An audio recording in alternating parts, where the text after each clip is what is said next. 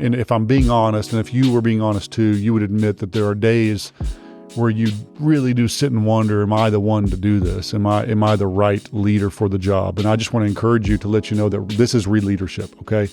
Part of this process is overcoming these moments of feeling like you have no momentum.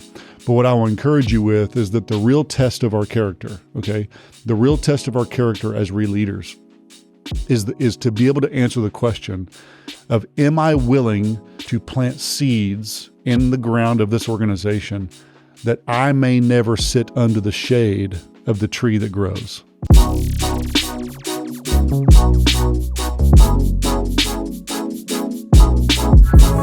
Hey, ReLeader fam, it's so good to be back with you again. Thanks for watching. Thanks for listening. Thanks for being a part of this ReLeader community. And Happy New Year. This is the very first podcast of 2024. And I'm excited to bring a great topic to you today that I pray blesses you and encourages you. As always, please share this. Share it on social media. You can follow on _ReLeader on Instagram and Twitter.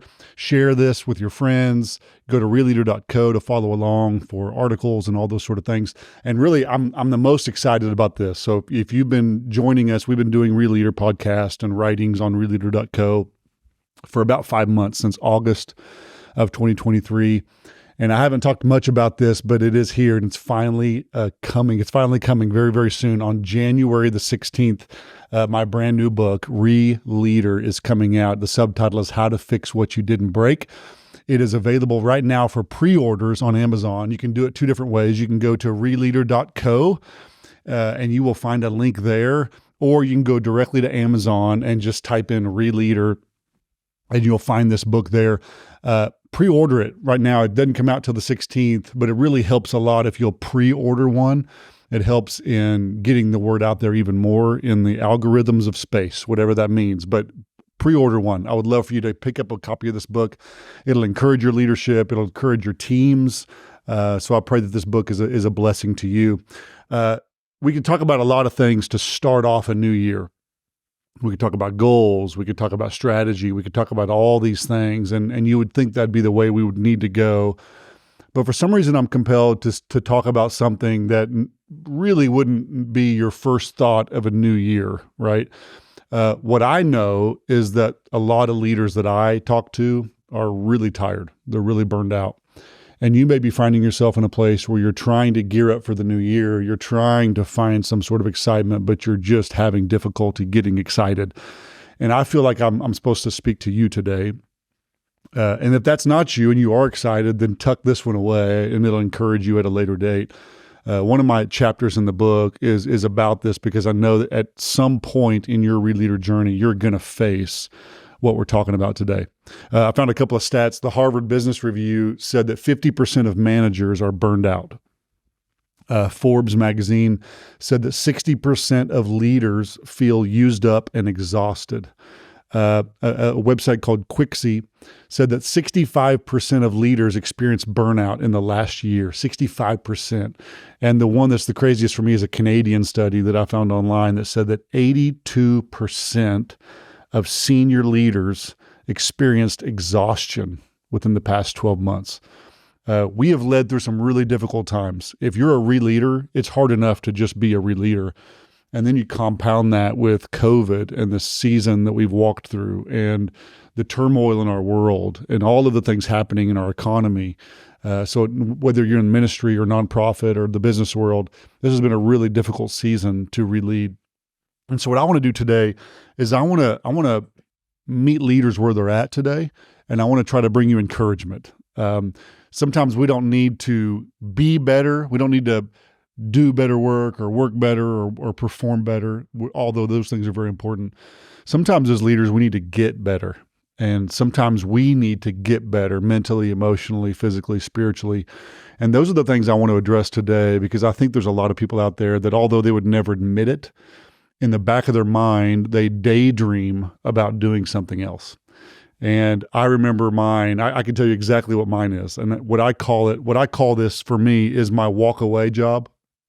If I was just gonna throw up my arms and walk away, this is what I would do. And you probably have one. Mine started many years ago. I was a vice president at a university, and we had purchased a piece of property that had a house on it to expand. And I had kind of coordinated us to demo this house, and I had to meet the guy out there that morning to before they demoed it. So they pull up and they have this big trailer. And on top of this trailer is the biggest bulldozer I have ever seen in my entire life. And this bulldozer came off of this thing, and I sat there and watched in awe as this bulldozer in one pass just plowed through this house like it was nothing, and just drove up over the top of this house and just drove right through the middle of it. And something inside of me goes, I want to do that. I would love to be able to do that. And so sometimes I'll daydream, right? I've had a tough day at the office. I'm driving home. I'll walk by somebody working a bulldozer, working some sort of demolition, and I'll daydream. And so that's my confession to you, is my walkaway job. What is your walkaway job? My walkaway job, if I threw my hands up in the air and I wanted to do something, I want to tear something up. I want to destroy something. And if we're being honest, all of us have those sort of moments where, what would I do if I wasn't doing this? And releading, if you've done it for any amount of time, is really difficult. Releading is difficult because rarely are you comfortable, especially in the early days, early years, early weeks, early months of releading. You really don't experience momentum. Momentum is something that is hard to find in the early stages of releading. And let's be honest, you're certainly not becoming famous. It's not about getting your name in lights or being noticed or being needed in those capacities. A lot of times releading feels more like pain. It feels more like delay, not momentum, but delay upon delay, delay upon delay. And it can also feel like you're in obscurity where no one sees you. No one notices what you're doing. And this can be really difficult. And maybe this is you. Maybe you find yourself starting this year in a painful situation, in a difficult situation, and discouragement, and delay after delay after delay, and in obscurity where you don't think anybody sees what you do and the sacrifices that you make. You're who I'm talking to today. And again, if this is not you in the moment, tuck this away, because any given moment, any given month, any given time, you're going to feel this way. And so I want to just encourage you with a couple of quick things today, and we'll be done. All right. So the first thing is this. All right. Number one, slow progress does not equal no progress. This is something that I had to really learn early on in my ReLeader journey, is that slow progress is the norm. Slow progress is something that can be expected, not something that you could hope for, and it's not something that you could strive to overcome. Obviously, we should. But what I've learned is that I've learned the process of fixing my mind and fixing the way I think to think that if I'm making very slow progress, it doesn't mean that I'm making no progress. That sometimes those early years, the slow progress that I'm making is some of the most important progress that I make. So one thing that I've loved to do at a house we lived at recently is I love to trim trees. I don't know what it is. I love to fire up a chainsaw. Call me crazy. On a quote unquote rest day for me is give me a chainsaw and a tree and let me go at it. Like, I love it. I love trimming trees. Our old house had about 50 trees in the yard, and I love to pick out limbs that didn't look right, weren't hanging right, trim them, spend all day on my day off trimming trees, as crazy as that sounds. But there was something really satisfying about it, and I later realized why. What I realized is I needed activity in my life that I can see immediate progress. I needed things in my life that I can do, put my hand to them, and see progress happening in real time, in the moment. And Michelle and I would go for a walk in the afternoon, and I would walk out and look at my trees, my beloved trees, and see the progress that had been made. And I drove her crazy because on our walks, I would say, that limb right there, that's the next limb. But it was important for me. It was important for me to do that. And I would encourage you in your ReLeader journey to find things outside of work that you can put your hand to, that you can see real progress in, see that happening. In the first years of ReLeading Victory Church, I was so discouraged because I would leave work and I feel like I hadn't accomplished anything. A week would pass, a month would pass, 6 months would pass, maybe even a year or two would pass. And although we were making progress, I didn't feel like we were. And that can be really discouraging. And so it's important to have areas of your life where you you sense as though you're really making some sort of progress. And in those years, I felt like the plane that I was flying was we weren't gaining altitude. It felt like we weren't even maintaining altitude. It felt like we were losing altitude. It felt like the longer I led, the least I was believed that I was going to be doing something meaningful. And it was really debilitating and really challenging. Attendance was down, giving was down. But most of all, my spirits were down. My spirits were down. And if I'm being honest, and if you were being honest too, you would admit that there are days where you really do sit and wonder, am I the one to do this? Am I the right leader for the job? And I just want to encourage you to let you know that this is ReLeadership, okay? Part of this process is overcoming these moments of feeling like you have no momentum. But what I will encourage you with is that the real test of our character, okay? The real test of our character as ReLeaders is to be able to answer the question of, am I willing to plant seeds in the ground of this organization that I may never sit under the shade of the tree that grows? Okay, let me say that again. Am I willing to plant seeds in the ground of this organization as its leader, as its current leader, that I may never even sit under the shade of the trees that grow as a result of the seeds that I plant? Let me say it another way. Am I willing to plant seeds in the ground even though I may never taste the fruit that grow on the tree? This, many times, I don't mean to depress you, and God willing, you will taste the fruit. If not that fruit, you will taste other fruit. But the real challenge is, am I willing to put my own needs and my own desires and my own cravings of seeing something aside by knowing that planting this seed that I need to plant today is needed? Many, many years ago, when we lived in Edmond, Oklahoma, there was a guy who moved in, was my next door neighbor. And I met him one day, and I was sitting in the yard talking to him. And I said, what are you doing? What brought you to the city? And he said, I just moved to the city to help be a part of the construction process of Devon Tower. Now, Devon Tower is the largest skyscraper in Oklahoma. It's almost 900 feet tall. We don't have a lot to brag about in Oklahoma, but this sucker is big. It's the biggest skyscraper in the city. It's beautiful in the state. And I said, what aspect are you going to be doing? And he said, I'm here to oversee the building of the foundation. And I'll be honest, my first thought was, that's not too epic. That's not that important. Like, that doesn't seem that impressive. And then I said, how long are you going to be here? He said, I'll be here 2 to 4 years. 2 to 4 years. And I go, are you kidding me? 2 to 4 years to build the foundation. So we talked about that for a few minutes. And then I said to him, what does it feel like? And I probably should have thought through this before I said it. I said, but what does it feel like to be in charge of building something that no one will ever see? No one will ever see this thing. No one is ever going to drive by the Devon Tower and look and say, my goodness, look at the foundation on that building. How incredible is that? And I said, how does it feel to be a part of something that will never be noticed? And he said to me, I may never be noticed, but everything is dependent upon me. He said, and please catch this, he says, the height of the structure is dependent upon the depths and the sturdiness of how well I build the foundation. And I can't think of a better analogy than the role of a ReLeader, okay? The ReLeader is the guy or gal who's coming in to build the foundations, to rebuild the foundations in many senses.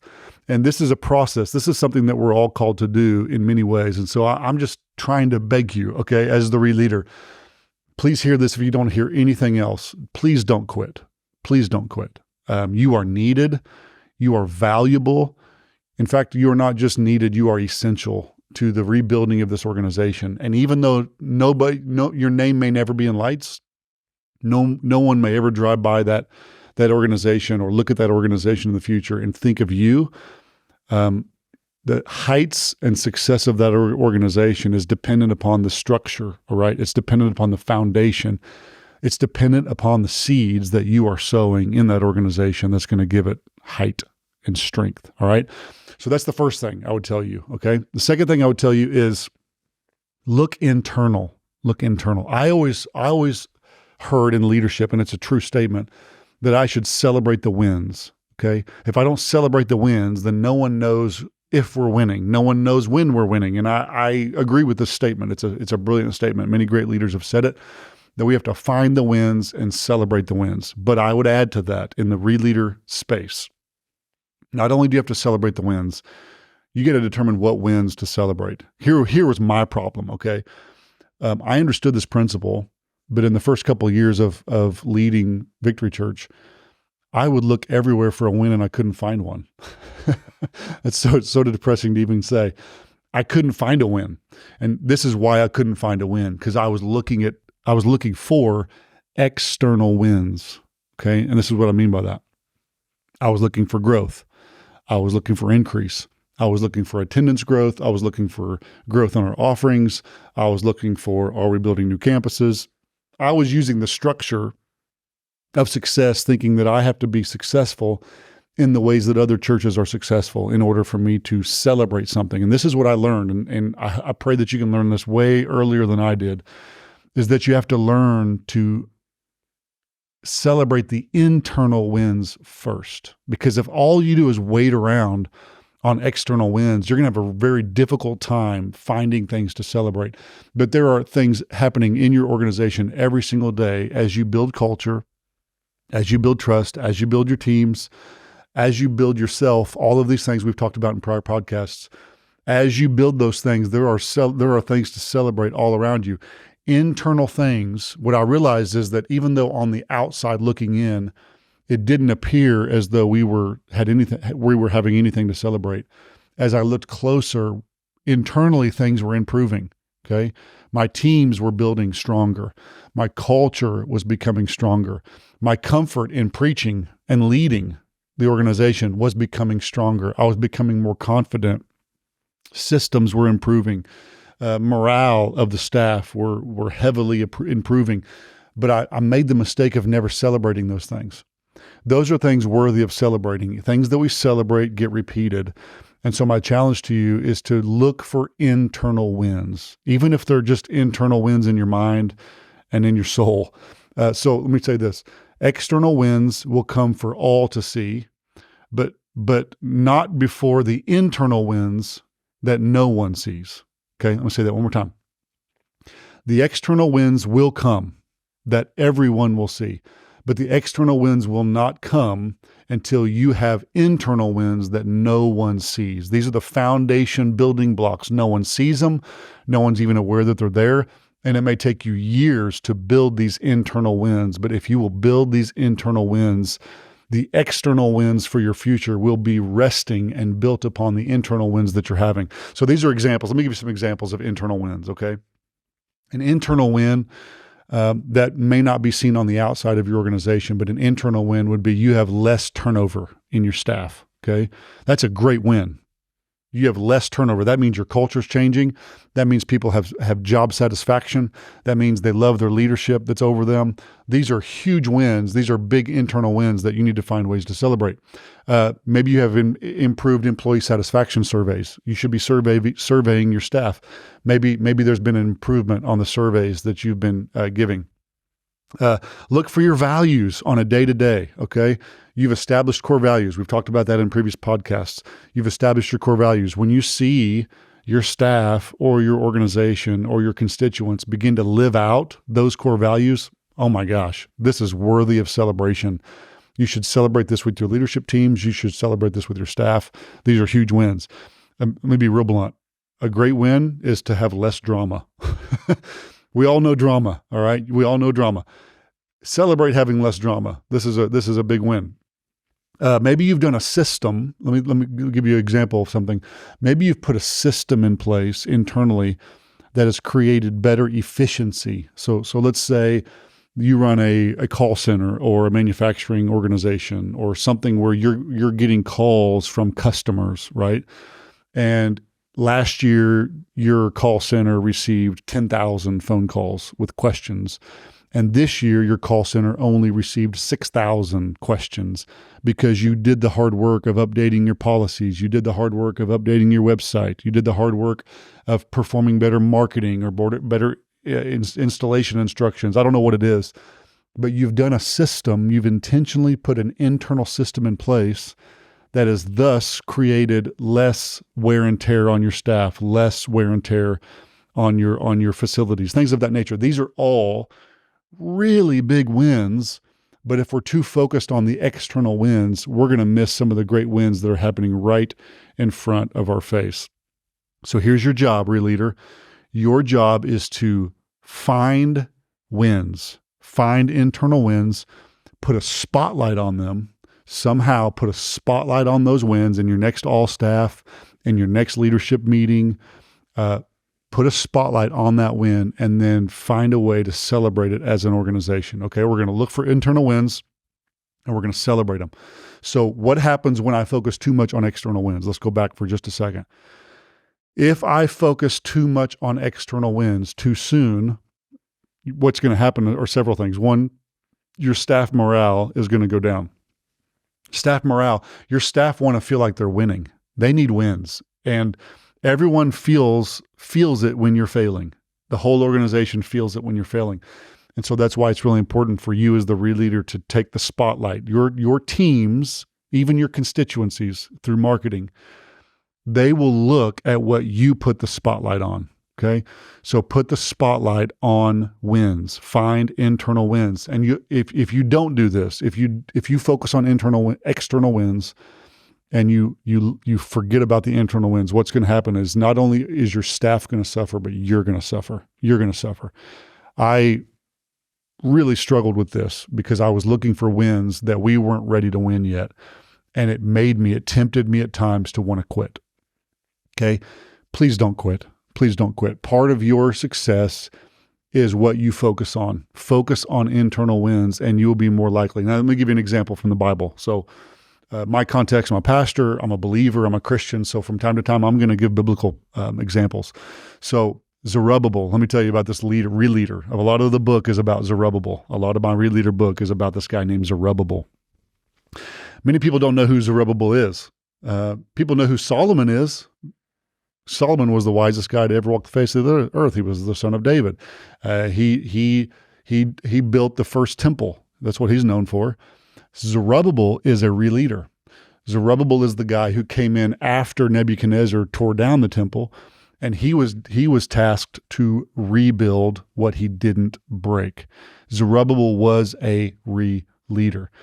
What most people don't realize is that about 17 years in, after he rebuilt the foundation, so think about what we're talking about with foundations, he suffered the same temptation that we do as ReLeaders. He had rebuilt something that no one would ever notice, no one would ever see. He finished the foundation, and then his people began to complain. He was being attacked from outside people, and he quit. He quit.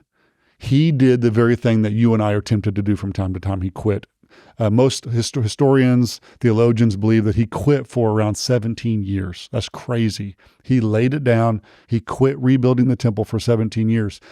Listen to me, please, please, please don't quit. Okay. Your calling is too great and your purpose is too important for you to quit. All right.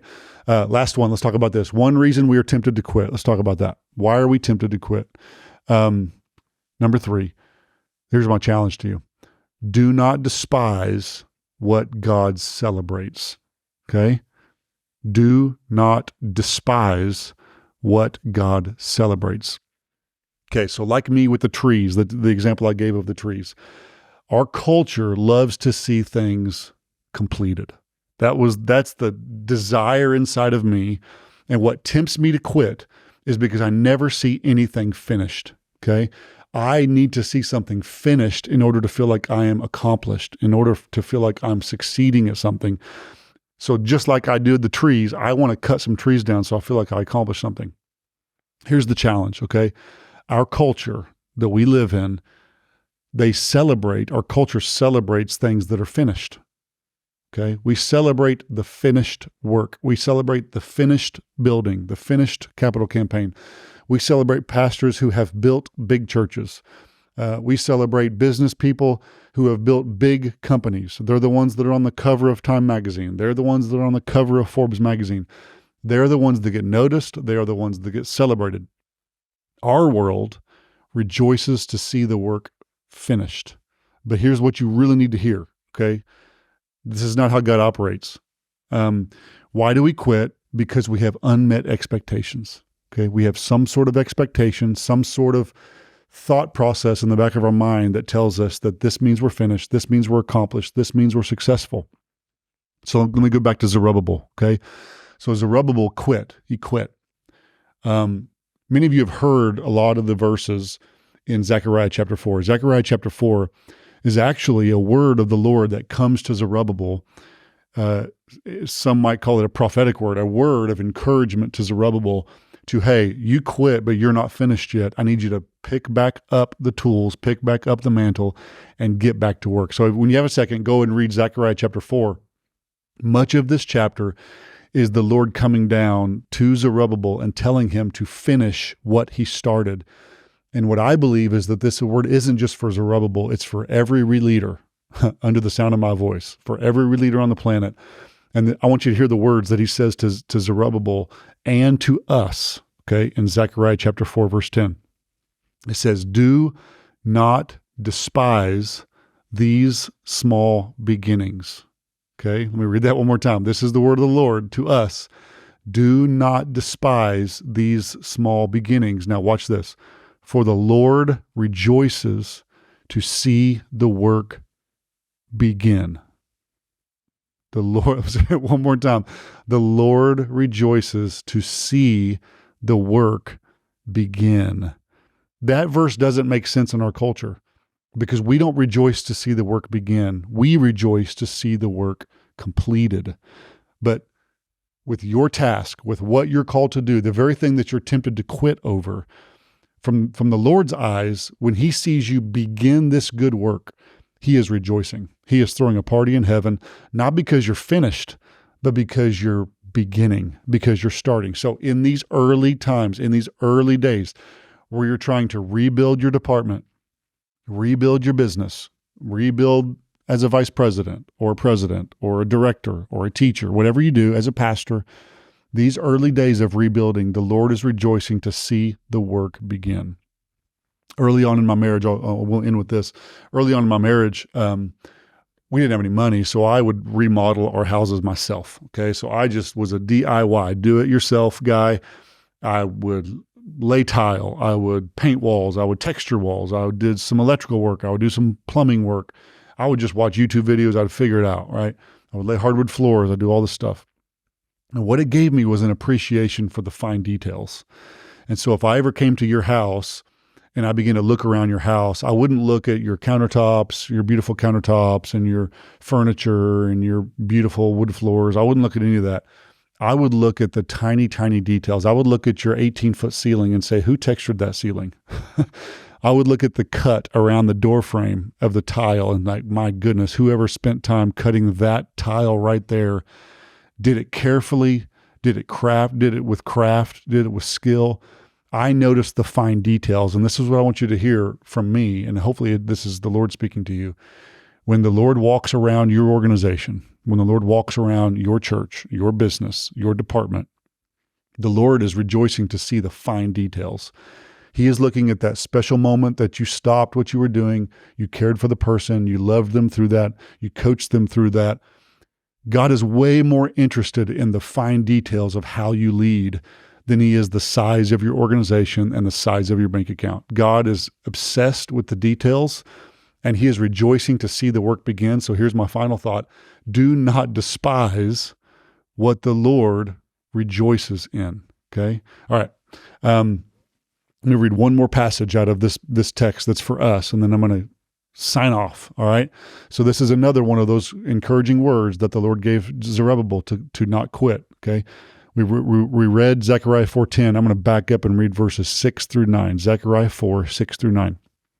It says this, so he said to me, this is the word of the Lord to Zerubbabel. And I'm going to say this is the word of the Lord to you, okay? You who's listening, driving down the road right now, you who's watching on YouTube.